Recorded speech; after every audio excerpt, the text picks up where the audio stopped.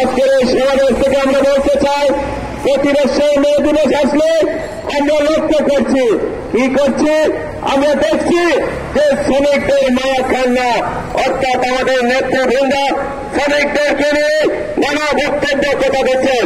আমরা বলতে চাই এই সমস্ত কথা দিয়ে স্পষ্ট ভাষায় জানাতে চাই, ন্যূনতম শ্রমিকদের মজুরি 25,000 টাকা নিশ্চিত করতে হবে। কারণ নেতৃত্বকালীন ছুটি সরকারি বেসরকারি প্রতিষ্ঠান সকল প্রতিষ্ঠানে ন্যূনতম কোন তারতম্য করা যাবে না, 4 মাস তার ছুটি বাধ্যতামূলক দিতে হবে। 3 নম্বর হচ্ছে কর্মক্ষেত্রে নারীদের সুস্থ পরিবেশ নিশ্চিত করতে হবে।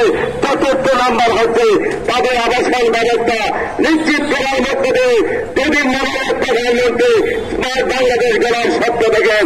তাহলে মনে রাখতে হবে আজকে ডিজিটাল যুগে আমরা লক্ষ্য করেছি ব্যাংকত্ব বার্তাকে কেন্দ্র করে একই পরিবারের 2 জন ভাইকে মিথ্যা অভিযোগে অভিযুক্ত করে তাদেরকে হত্যা করা হয়। আমরা এই সমস্ত হত্যাকাণ্ডের তীব্র নিন্দা এবং প্রতিবাদ জানাই।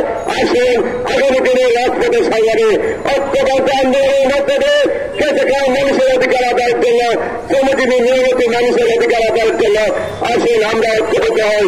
আল্লাহ পাক আমাদের সবাইকে কবুল করুন। আজকে যারা কষ্ট করে যে সমস্ত মিডিয়া কর্মী, আমাদের শ্রমিক নেতৃবৃন্দ, খেলাফত মজলিসের নেতৃবৃন্দ সহ যারা আমাদের আজকের এই সমাবেশে উপস্থিত আছেন, সবাইকে খেলাফত মজলিসের শ্রমিক মজলিসের কেন্দ্রীয় কমিটির পক্ষ থেকে আন্তরিক মোবারকবাদ অভিনন্দন কৃতজ্ঞতা জানিয়ে আমি আমার বক্তব্য শেষ করছি। আসসালামু আলাইকুম ওয়া রাহমাতুল্লাহ।